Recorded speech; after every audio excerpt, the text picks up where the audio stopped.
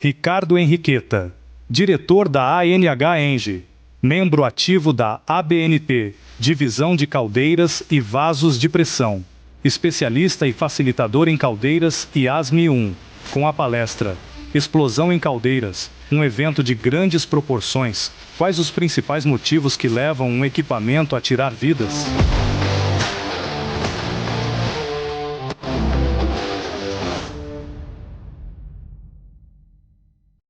Galerinha, tomem nota, eu vou passar essa palestra voando. Tem muita coisa para me falar, então eu separei em tópicos.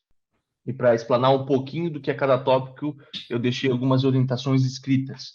Então, essas orientações escritas eu não vou perder tempo. Eu vou falar em tópicos e vocês peguem essa palestra e tomem, tomem conhecimento dela depois.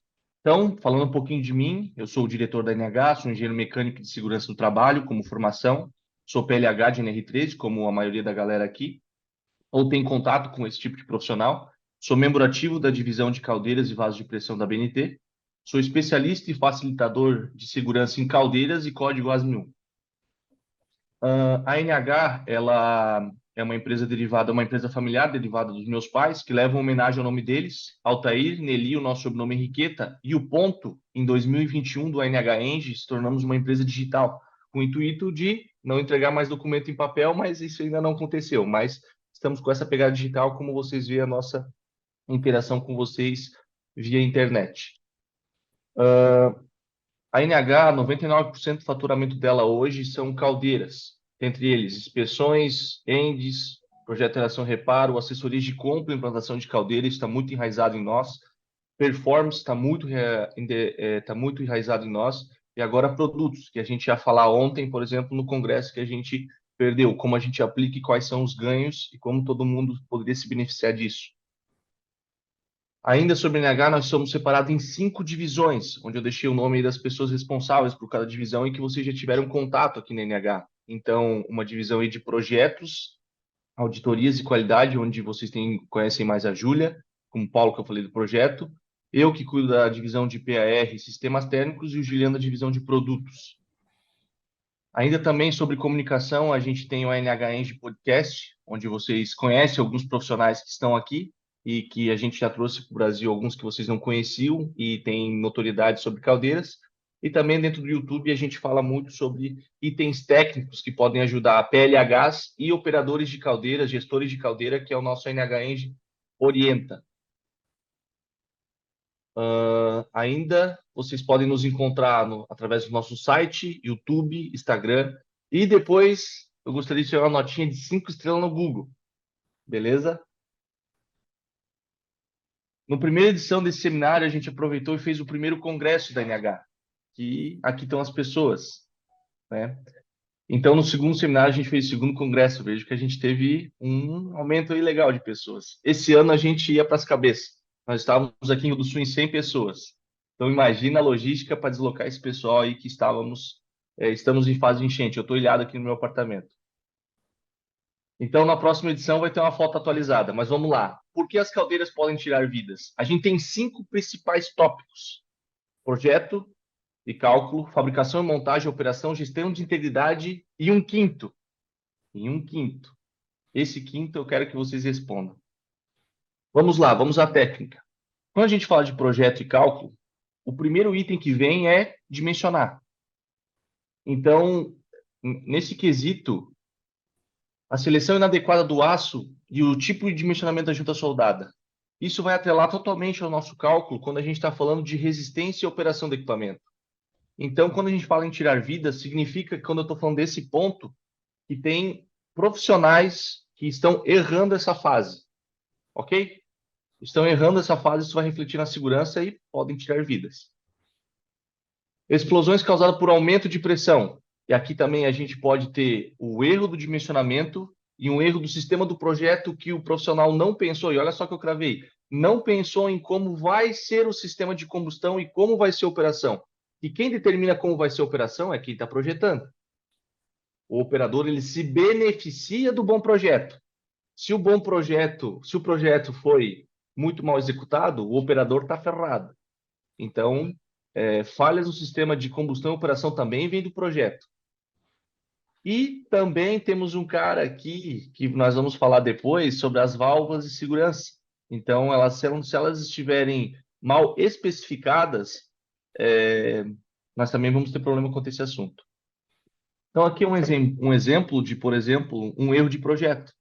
Essa foto, como vocês podem ver, a gente teve um esforço combinado e num desses esforços que foram implosão, achatamento, que o vetor de esforço está pelo lado externo, ele implodiu e rompeu a ligação de aço. Isso aqui foi um erro de projeto, beleza? Processo de fabricação e montagem. Vamos lá, falhas em juntas. E aqui agora eu vou fazer ênfase, antes ênfase ao Turma Matias, que vai falar sobre isso, agora ênfase ao nosso amigo Dominguinhos. A própria ASME fala dentro do ASME 1, que vocês também já ouviram várias vezes falar, falhas de EPS, RQS, controle de qualidade, eu deixei aqui citado alguns, como conformidade de materiais e consumíveis, ENDES. Então, isso aqui não é só uma prática, isso aqui é norma. Quando a gente fala código ASME 1, está lá dentro. Isso aqui é um parágrafo, um Ctrl+C, Ctrl+V. Eu só traduzir para todo mundo ficar claro. Ainda sobre isso, eu deixei 2 tópicos aqui. Lá dentro ainda fala que tem que ter o serviço de inspeção. Ele fala do inspetor autorizado, mas a grande pergunta é: quem autoriza essa solda? Quem libera essa solda? E aqui eu também comento, nós tivemos a visitação, quem esteve aqui quinta-feira na Gabremer, nós tivemos a oportunidade de visitar um STAI. Então, o STAI também está lá dentro. Só que o STAI, ele tem todo um conceito de soldagem. Então, eu deixei que são os 2 principais, são a evidência do retângulo alaranjado, onde a gente tem uma formação de cunha para o esforço de tração e uma diluição dos esforços por ângulo, tem a solda do pé, como a gente chama, que é soldado no costado. Então, essas soldas, elas também são calculadas e tem um processo de fabricação e qualidade em cima da soldagem multigigante em STAI, que tem a ver com o cálculo de espelho.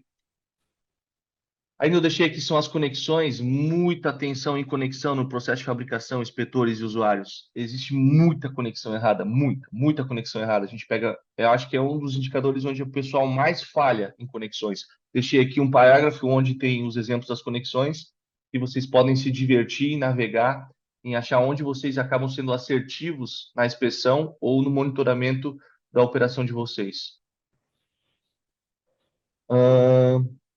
Aqui tem um cara um pouco polêmico, mas eu quero entrar num assunto chamado expansão, rebordeamento e mandrilhamento. Existem muitas caldeiras por aí que elas, flamo tubular, que elas usam esse conceito. Só que se vocês reparar bem deixa eu pegar meu mouse aqui, a minha canetinha. Se vocês, opa, essa aqui não é minha canetinha boa. Se vocês olharem aqui, ó, PWT, Party Water Tube, parte água tubular. Isso aqui é para caldeira água tubular. Isso aqui não é para caldeira flamo tubular. Isso aqui não é para ligação em espelho. Isso aqui é para ligação de feixe tubular encostado. Então, isso aqui é um conceito de mandrilhamento que não é aceito em flamo tubular. Beleza? Então, eu deixei aqui as ligações para a gente falar sobre isso. Existem muitas caldeiras falhadas com esse tipo de erro de fabricação. E aqui eu deixei já do lado para nós conversarmos sobre a PFT, Fire Tube, caldeira flamo tubular. Então, existem 8 figuras que são os permitidos. Os mais utilizados na NH é a figura B, onde que o correto é eu ter um processo de expansão e o rebordeamento. Isso é uma técnica muito usada. Quem visitou a Bremer viu essa técnica lá dentro. Outra muito utilizada aqui, que daí são outros fabricantes, exemplo ICAV e Biocal, eles utilizam, é a figura E. Então, ele conecta o ponto. Aqui está escrito, mas não está aqui na figura, existe um processo de expansão seguido de soldagem. E a figura G é o mais utilizado, onde eu não sou, é opcional o processo de expansão, mas eu tenho um chanfro no espelho. Beleza? Isso é o correto. Eu não vou deixar aqui para vocês responder, mas ninguém está vendo mandrilhamento aqui. Eu só vejo aqui expansão e rebordeamento e soldagem. O termo mandrilhamento não tem em caldeira flamo tubular. Então, atenção. Pegou mandrilhamento, é um erro de projeto seguido de fabricação e montagem. Beleza? Então, esses são os 3 mais utilizados. Vamos lá. Operação. Temperatura do metal base. Muita gente ouve falar falta de água seguida de alimentação repentina de água. Isso é um dos efeitos que explodem caldeira.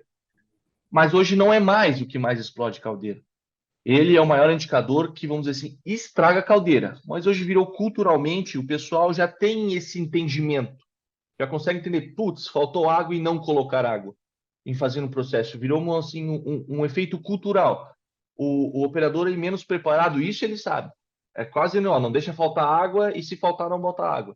E não pode passar a pressão do reloginho, assim eles comentam. Então esse assunto ficou culturalmente conhecido, mas tem que ser falado. Em um outro tema, a bomba tem capacidade de injetar água? Na PMTA e na PMTA, pressão mínima de trabalho admissível, a gente fala sobre isso. Dentro do ANH Orienta, quem tiver quer saber mais sobre como dimensionar bombas para PMTA e para pressão mínima de operação, porque senão vai faltar água na caldeira, a gente tem um card, um vídeo dentro do nosso ANH Eng Orienta, procurem lá que é lá onde a gente vai falar sobre isso. Mas vamos ao tema. Se a bomba não injetar água, a gente vai ter o problema da temperatura do metal base? A resposta é sim. E aqui alguns tópicos, né? Falta de água em X lugar, em outro lugar, caldeira explode em outro lugar. E o mais legal, ó, na hora do acidente não havia nenhum funcionário na área atingida. Sendo assim, ninguém se feriu, somente foram constatados danos materiais. Ué, onde é que estava o operador? Ele estava dormindo? E aí fica a pergunta para vocês pensarem onde estava o operador. Ainda bem que ele não estava lá. Ou se ele tivesse, não teria acontecido. Continuando, material trabalhando fora da faixa de temperatura. E aqui eu vou fazer um adendo, tratamento de água. Aí todas as partes aí que envolvem erros de tratamento de água.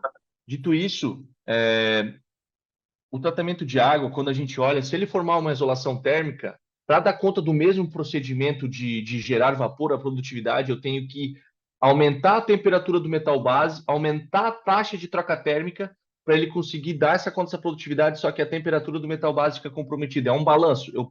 Com incrustação, para eu produzir o mesmo tanto, eu tenho que gastar mais energia, elevar a temperatura do metal base, não é só combustível que aumenta. Dito isso, pessoal, nessa hora onde começam tais problemas, que a gente vai falar um pouquinho que eu vou fazer um link depois, tais problemas como metalografia.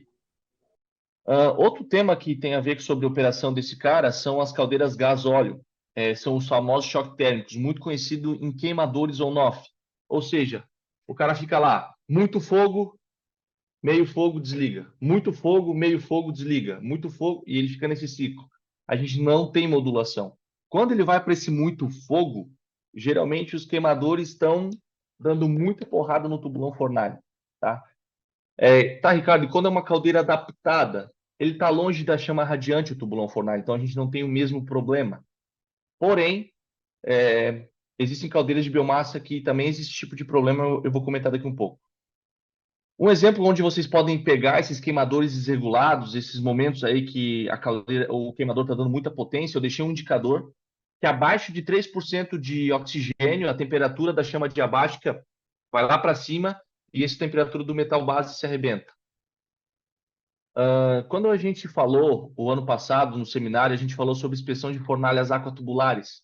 Então, quem subir aí a inspeção do seminário anterior, vocês vão ter aí acesso a informações de como inspeciona essa parte da temperatura do metal base, que é o meu tema do segundo seminário. Daí vocês voltam lá e vocês vão enriquecer de conhecimento sobre esse tema para nós não perder tempo aqui. Aí vamos lá. O que tudo isso acontece? Aqui a gente tem um exemplo. Ó. A gente começa a ter trincas transversais. Isso é característico de falha de temperatura de metal base. E muitas das vezes é de operação ou de erro de projeto. O projeto ele vai estar envolvido em tudo, né? E quando a gente se deparar com esse cenário, aqui vem um outro tema que na última revisão da NR13 ela entrou, que são a adequação ao uso do material em serviço, que é a API 579. Então, quando isso acontecer, a gente vai ter que começar a mirar para esse caminho. Ou começar a trocar tubo, que é um outro caminho de discussão. Como a gente pega isso? Através da habilidade do inspetor em metalografia e ensaio de estudos metalúrgicos. Né? Então, é aqui que ele pega dificuldades de temperatura do metal base. Queimadores que eu deixei aqui, eu deixei até um indicador. Ó, isso aqui é o nosso analisador de gás, né? Não faz tempo, ó, 2021. Olha só, eu falei 3, né? Olha, ó, 2,3, 0,9. Olha o que aconteceu. Repare, essa aqui é uma ligação de tubo expandido e soldado. Pô, pessoal, não poderia mostrar uma foto que a NH não estivesse fazendo certo, mas esse aqui é um par da NH. Mas olha só como ficou a operação. O cara derreteu a caldeira, a ponta do tubo. Então, quando vocês tiverem esse tipo de problema, caçem problemas de temperatura de metal base e principalmente através desse número, ok? Acendimento e falha. Injeção de combustível em alta vazão de forma indevida, ou seja, a caldeira era para 100 toneladas, o cidadão está lá operando em 120 toneladas. Isso com certeza vai danificar o equipamento. Ou ele tem uma injeção de combustível que o sistema de automação não conseguiu entender que deveria purgar e ele botou o fogo de forma repentina que ela estava cheio de gás. Aí aconteceu a ignição de forma repentina, concentração excessiva de combustível. É que nem botar vazar gás na tua cozinha e tu chegar em casa e ligar o interruptor. Bum, isso acontece. Porém, cuidado, isso só não acontece em caldeiras a gás. Isso também acontece em caldeiras de biomassa. Pô, Ricardo, mas tu falou de gás, a caldeira de biomassa? Pois é. Quando a gente tem um problema, por exemplo, parou a planta e toda aquela radiação está muito quente, ele começa a pirolizar o combustível, que é tirar da forma sólida o material, o cavaco, né? E transformar ele em gás, em CO, monóxido de carbono. E isso começa a se concentrar, porque os dampers estão todos fechados. Beleza, vai voltar a operação, tu perdeu esse combustível. O combustível que estava em massa sólida ficou em massa gasosa. Então, o exaustor, por segurança, tem que purgar, tirar tudo fora, beleza? Ou os ventiladores jogar fora, e aí voltar ao fogo. O que acontece num erro de automação e operação? O fogo começa com todo esse CO lá dentro. Bum! Explode. E a gente tem alguns casos. Beleza, entramos no assunto gestão de integridade. Então, aqui a gente vai falar sobre corrosão e perda de espessura. Os inspetores eles estão mais assíduos e os operadores eles precisam prestar atenção nos seus tratamentos de água. Então, a gente já falou um pouquinho sobre a falha do controle do tratamento e também quando a gente tem a corrosão gerada por fumos de combustão. Isso aqui é um tema pode ser um pouco novo. Isso funciona muito onde tem caldeiras com superaquecedores.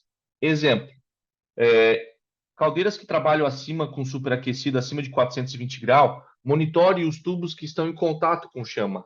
A partir do momento que esse material, geralmente são P11 ou P22, eles estão trabalhando numa temperatura, chegando gás na faixa de 900 graus Celsius, e a temperatura do metal base está lá em 500 e lá vai borracha, porque dentro do outro lado tem 420, 480 graus, 520 graus do vapor superaquecido. Entre a incrustação de cinza e o tubo, existe uma corrosão, e essa corrosão é de dentro para fora, causada por altas temperaturas, como se fosse uma degradação do material. Então, eu tenho uma corrosão pelo tratamento de água pelo lado interno, em super remoto, mas pode acontecer, e também pelo lado externo, através de altas temperaturas. Isso muita atenção, isso determina muito conhecimento do PLH para conseguir pegar. E esses superaquecedores abrem o bico, e quando abre, a porrada é bonita e pode pegar alguém, e daí nós estamos ferrados. Aqui a gente tem uma foto típica, né?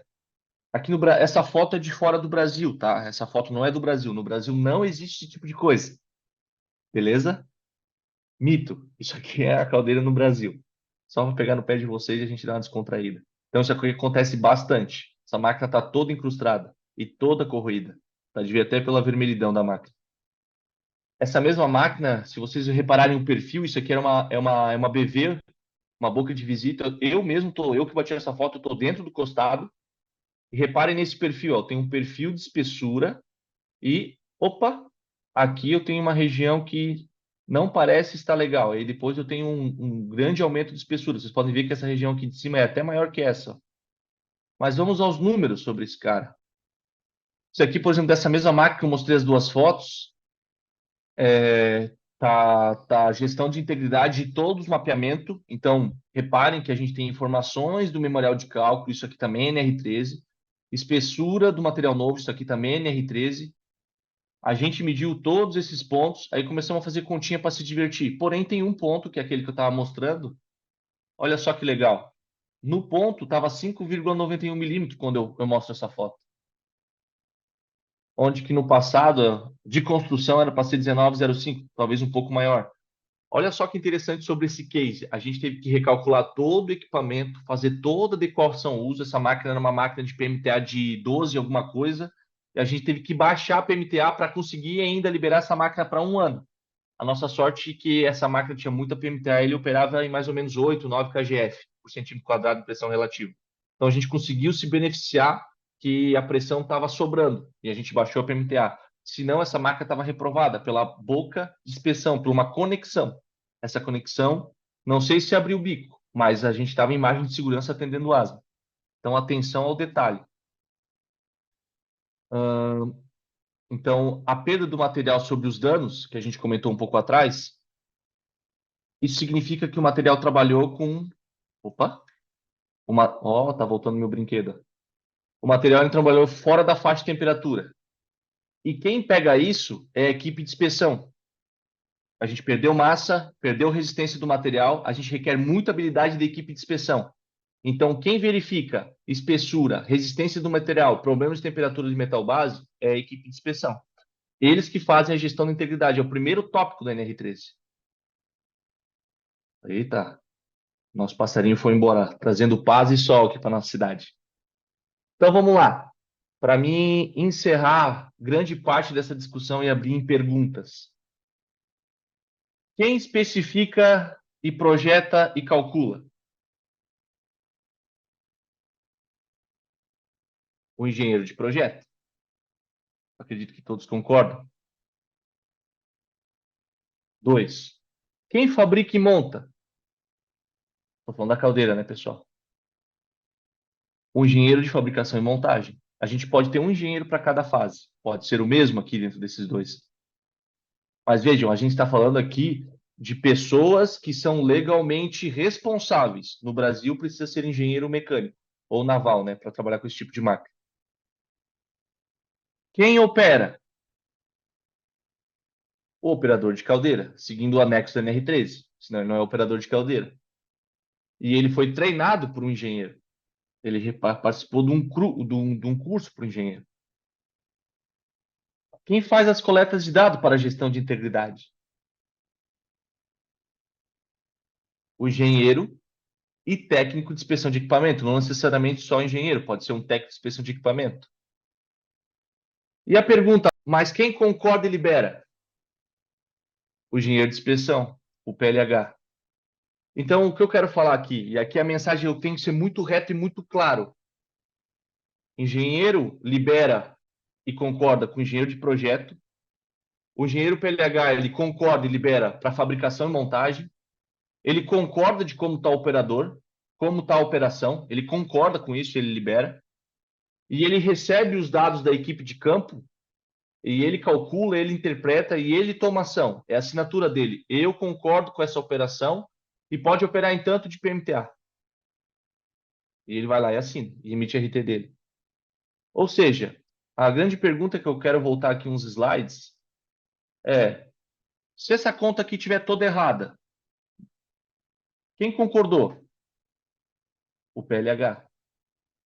Se essa operação aqui estiver toda errada, quem concordou? O PLH. Aqui também, olha só, uma caldeira aquatubular. Isso aqui é um dano severo. Com certeza a fornalha vai ter sérios problemas aí ao longo dos seus anos. Deixa eu voltar aqui mais alguma coisa. Quando a caldeira é flamo tubular e ela está ligada com esse tipo de conexão, quem concordou? Quem concordou? O PLH. Ele viu isso, ele não tomou ação. Estais, está escrito lá na placa ASME 1, e são estais de chapa. Quem concordou? O PLH. Tá soldado sem EPS, não foi usado soldado. A solda até tá bonita. O cara fez um end lá, tem toda uma adequação de uso, mas não se teve a devida atenção. Quem concordou? O PLH. Quem concordou com o aumento de pressão? Esse fato aqui, eu quero só narrar ele rápido, porque eu estou vendo que eu estou com um pouco de tempo. Esse fato aqui, houve um trabalho de aumento de PMTA do equipamento, e o profissional que fez esse aumento de PMTA, ele errou o cálculo. E essa máquina tinha PMTA de 12 ponto alguma coisa, não me lembro, 12,5 para eu exemplificar, e ela explodiu em 11,8. E ela levou uma vida. Nós somos responsáveis pela perícia desse equipamento. Então, vejam, quem errou a conta? E quem concordou? O PLH. Então, pessoal, o PLH, ele é o quinto elemento dessa pergunta que eu comecei a narrar. Ele é o quinto cara. Só que ele é o cara, na minha visão, mais importante, porque ele audita todos, do começo ao fim. Todo, desde o início até o fim da vida dessa máquina, é o PLH. Beleza? Acho que a mensagem ficou clara aí onde que nós entramos como PLH. Deixa eu continuar. Voltando aqui a essa discussão, a gente tem um resumo que eu deixei preparado para vocês. Lógico que eu não consigo entrar em todos os meios. Meus parceiros que vão estar falando aqui vão falar sobre solda, sobre válvula, sobre end e sobre materiais, que vai complementar o que eu estou dando de resumo. Mas aqui, se tu prestar atenção, tu pode fazer um resumo do teu checklist, o que você deve ir em campo observar se tudo está ok. Você pode usar essa conclusão desse slide aqui como um resumo, não só para quem está inspecionando, mas principalmente para quem está operando. Mas por que, Ricardo? Porque a minha vida está do lado. O cara que assinou, muitas das vezes, ele está lá em Santa Catarina, lá na água. E eu estou aqui, ó, aqui no Amazonas, operando essa caldeira. A minha esposa não vai chegar lá, vai tirar a minha vida. Eu sou o pai de família. Então, você que é da operação, cuide de sua equipe. São pais de famílias, são mães de família. Então, aqui a gente tem um problema que a gente não visualiza, muitas das vezes, quem é o lado humano que está lá do outro lado e pensa na grana. Então, vamos ao resumo. Então, sobre projeto e cálculo, a seleção adequada de peças e juntas soldadas, o aumento da pressão até onde a gente pode ir, existem muitos trabalhos de aumento de pressão, isso requer muito conhecimento do PLH, que vai fazer essa atividade. O processo de fabricação, então, EPS, RQS, conformidade de materiais consumíveis, ENDES, inspeção de soldagem, defeitos de expansão, rebordeamento e mandrilhamento, pelo amor de Deus, tomem muito cuidado. Cansamos, vocês também já foram em várias máquinas, vocês se perguntando, olhando para cima. Rapaz, eu tenho umas aqui assim também. Prestem atenção nisso. E, se necessário, façam um par para reparar isso. A operação, falta de água, seguido de alimentação repentina de água. Ah, um adendo, falta de água não mata ninguém. A falta de água mata alguém se alguém, depois que está lá superaquecido, joga água. E daí a gente tem vários processos de falha aí desse material. Então, esse é um detalhe. Material trabalhando fora da temperatura do metal base. Aqui pode ser também um erro de projeto, tá, pessoal? Existe aqui não só falha de operação, erros de projeto, exemplo. Tá tudo certinho com a máquina vive rompendo o tubo com aquelas, por exemplo, aquelas trincas transversais. Pode ser um erro de projeto também. Choque térmicos, como a gente falou aí, de fornalhas e queimadores operando de forma oscilante. Queimadores com potência excessiva, está tirando mais vazão do que precisa, ou está com uma eficiência atochada dentro do seu limite. De problemas de acendimento e falhas de chama, da injeção de combustível em alta vazão de forma indevida, ignição acionada tendo concentração excessiva de combustível, a gestão de integridade, corrosão e perda de espessura, perda de resistência do material por dano e temperatura. Eu diria que esse aqui da inspeção é um dos pontos que exige mais habilidade, mais conhecimento do inspetor sobre o ponto de vista de inspeção de integridade, e o PLH, que às vezes causa imperícia e negligência na tomada de decisão. Quantas vezes a gente se depara com a seguinte situação? Pô, mas essa peça está forte, né? Isso não vai arrebentar nunca, negligência. Ou não fez o trabalho. Quantas vezes a gente se deparou? O inspetor veio aqui, deu uma olhadinha, fez um testezinho de pressão, fez o sinal da cruz e foi embora. Ele não inspecionou, imperito. Quantas vezes vocês se olham para cima, vocês já encontraram esse tipo de coisa quando vocês receberam outros relatórios? Não sejam esse tipo de profissional, façam a diferença no mercado. Esse movimento aqui que vem através do Marco, que trouxe todo mundo aqui, é justamente para nós disseminar conhecimento e fazer com que todos façam um trabalho sério e um trabalho de salvar vidas.